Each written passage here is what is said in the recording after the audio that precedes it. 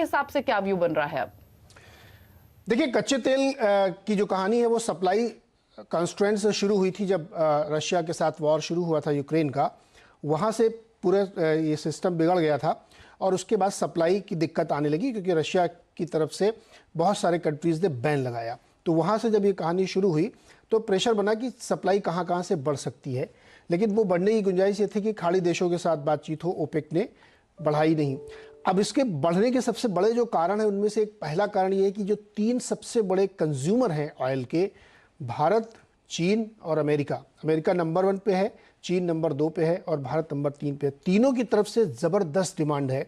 US में भी खूब डिमांड है और चाइना अभी अनलॉक करके बहुत सारे पैसे डाले उसने सिस्टम में। तो तीनों देशों से ज़बरदस्त डिमांड आ रही। इसकी वजह से क्रूड में अचानक से प्राइस का एक राइज यहाँ पे देखने को मिला है। चीन ने अपने आप पूरा अनलॉक किया है, तो जो कुछ समय तक सप्रेस थी, जब क्रूड एक बार 105, 108 के आसपास चला गया था, लेकिन अब ओपन अप होने के बाद यहाँ से तेजी से हुई। तीसरा की सप्लाई, जैसे हमने बात की कि सप्लाई बहाल हो नहीं पा रही जितनी ज़रूरत है पूरी दुनिया को, उसकी वजह से है। अब इसको थोड़ा सा डिटेल में आप समझिए कि प्रॉब्लम कहाँ पे आ रही है।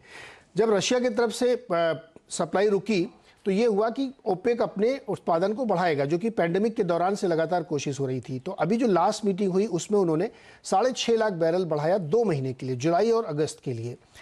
लेकिन ये जो बढ़त है ये इसलिए 6.5 लाख की गई, जो अनुमान था उससे ज़्यादा, क्योंकि रशिया का 1 लाख बैरल का कोटा कम चल रहा है। जो उनका 10.38 मिलियन का है उसमें से 1 लाख बैरल वो ऑलरेडी कम कर रहे हैं। तो उसको मेंटेन करने के लिए सऊदी अरब, यूएई और इराक ने थोड़ा थोड़ा बढ़ाया, तो जो 6.5 लाख हुआ। तो एक्चुअली नेट गेन कुछ नहीं हुआ, वो 432 ही है।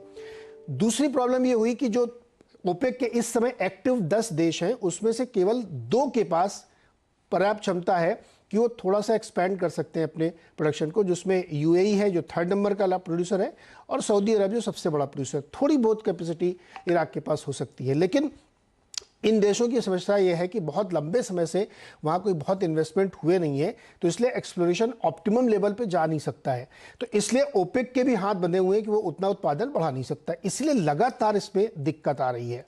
अब जो तमाम इंटरनेशनल एजेंसीज हैं वो ये कह रही हैं कि डिमांड और सप्लाई के बीच में इतना गैप क्रिएट हो गया है इस सप्लाई कंस्ट्रेंट की वजह से कि रशिया का आउटपुट लगातार गिर रहा है। उनका अनुमान है कि अभी जो कमी चल रही है ये और इंक्रीज होगी और 2023 तक तो ये करीब करीब 18% के आसपास डेफिसिट में चला जाएगा रशिया।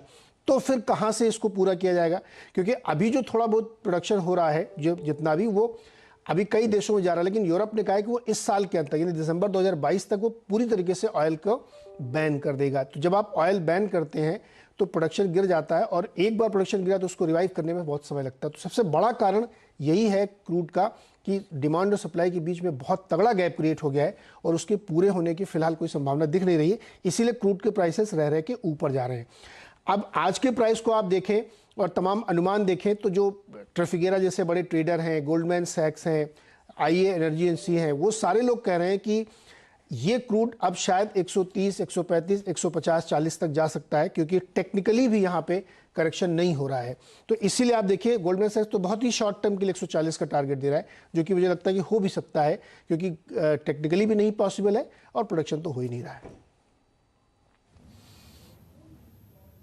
तो सप्लाई की दिक्कतें हैं, ओपेक के भी हाथ बंधे हुए हैं और नीरज जी ने भी यूएई का जिक्र किया। यूएई के तो जो एनर्जी मिनिस्टर है उनकी ओर से हाल ही में एक बयान भी आया था कि अभी तो कच्चा तेल अपने पीक के नजदीक भी नहीं पहुंचा है। जैसे ही चाइना की ओर से जो मोबिलिटी रेस्ट्रिक्शंस हैं वो पूरी तरीके से रोल बैक होंगी तो सप्लाई और टाइट हो सकती है। लेकिन नीरज जी, अगर नेचुरल गैस को भी देखें तो यहाँ पर हमने मल्टी ईयर हायर लेवल्स आते हुए देखे हैं, $9 तक भी पहुंचा। यहाँ पर उबाल क्यों बना हुआ है? दीपाली, गैस की कहानी बताने से पहले एक बार मैं आपको करेंसी के हिसाब से क्रूड के प्राइसेस क्या चल रहे हैं दुनिया में ये समझना ज़रूरी है। हमको याद है कि इसका जो हाईएस्ट प्राइस है वो 147 जो है 2008 में मिला था, जो लाइफ हाई है क्रूड का। लेकिन आज के प्राइस पर अगर आप देखें तो कई सारे देशों की करेंसीज में ये ऑलरेडी हाई से बहुत ऊपर जा चुका है। केवल डॉलर टर्म्स में, अगर युआन टर्म्स में आप देखेंगे तो वो अभी 18%, 15% नीचे है। लेकिन अगर आप यूरो करेंसी में देखें और वॉन में देखें या पॉन्ड में देखें, येन में देखें, तो ये सब ऊपर जा चुके हैं। ये जो संख्या आपको दिख रही है परसेंटेज में है। इनफैक्ट भारत की करेंसी से अगर हम कंपेयर करें तो करीब 46% ये ऊपर जा चुका है इंडियन रूपी करेंसी में, अगर उस समय की करेंसी और इस समय की करेंसी को डिफरेंशियल को हम लें तो इसलिए आप सोचिए कि जो हाई के प्राइसेस वो ऑलरेडी इसमें अचीव हो चुके हैं। अब आती है बात गैस की। तो गैस में एक लेटेस्ट डेवलपमेंट पहले समझ लीजिए कि कल गैस का दाम था $9.25 के आसपास, आज उसमें $1 की कमी आई। वो कमी इसलिए आई है कि टेक्सास में जो एक गैस का बेड था वहां पे एक विस्फोट हुआ है, उसकी वजह से सप्लाई रुकी है। तो ये जो प्राइस आप देखते हैं ये यूएस नेचुरल प्राइस है, इसलिए उसमें $1 की कमी आई और 8.5 के आसपास दिख रहा है। लेकिन इसका रिपरकशन ये हुआ कि यूरोप में 20-25% तक गैस की कीमतें भाग गई हैं, क्योंकि वहां के स्पॉट प्राइसेस में आग लग गई। तो यूएस में जो नेचुरल प्राइस था वो इसलिए कम हुआ क्योंकि सप्लाई रुकी, लेकिन सप्लाई जहां रुकने से असर पड़ने वाला था यूरोप पे, वहां पे 15 से 20, 25, 30% तक स्पॉट प्राइसेस ऊपर चले गए। अब गैस में भी कीमतें इसलिए लगातार बढ़ रही हैं क्योंकि यूरोप जो सबसे बड़ा कंज्यूमर है गैस का, उसको गैस मिल नहीं रही है। रशिया की तरफ से गैस बंद करी गई है। बहुत सारे देशों में खुद इन लोगों ने बंद की, बहुत सारी जगहों पे रशिया की तरफ से बंद हुई क्योंकि रूबल में पेमेंट नहीं हो पा रहा था, तो उसने रोक दी है। अब उसका असर ये हो रहा है कि यूरोप की जो डिमांड है उसको मीट नहीं कर पा रहे हैं। अमेरिका की तरफ से पूरा एलएनजी जो है इस वक्त सपोर्ट किया जा रहा है और जो जितना प्रोडक्शन है उसका 75% यूरोप में एक्सपोर्ट हो रहा है। उसके बावजूद वहां पे डेफिसिट बना हुआ है। खबरें तो यहां तक आ रही हैं कि यूरोप के कई देशों में राशनिंग करनी पड़ेगी आपको एनर्जी सप्लाई की, इस तरीके से वहां पे डेफिसिट हो रहा है। और उसका असर अमेरिका में भी पड़ रहा है क्योंकि अमेरिका अपनी डोमेस्टिक इंडस्ट्री को इग्नोर करके यूरोप की मदद कर रहा है जियोपॉलिटिकल टेंशन या पॉलिटिक्स की वजह से। तो यूएस की जो डोमेस्टिक इंडस्ट्रीज हैं उन्होंने डिमांड की है कि हमको गैस की कीमत की सप्लाई ज़्यादा अच्छे से करनी चाहिए, वरना यहाँ की इंडस्ट्री को प्रॉब्लम हो रही है। तो गैस में भी वही कहानी है, लेकिन गैस की समस्या यूरोप में बहुत ज़्यादा बड़ी खड़ी हो रही है, इसीलिए कीमतें लगातार बढ़ रही हैं और अनुमान है कि शायद $10 को बहुत जल्द ये पार कर देंगी।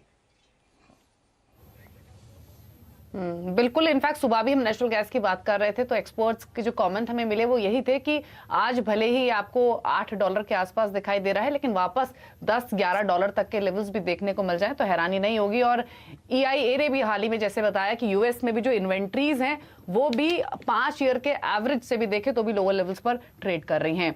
तो नजरें तो बनी हुई हैं दोनों ही कमोडिटीज पर, ना ही सिर्फ भारत की लेकिन तमाम विदेशी बाजारों की भी। नीरज जी, शुक्रिया आपका ये पूरा एक डिटेल्ड, एक सरल भाषा में एनालिसिस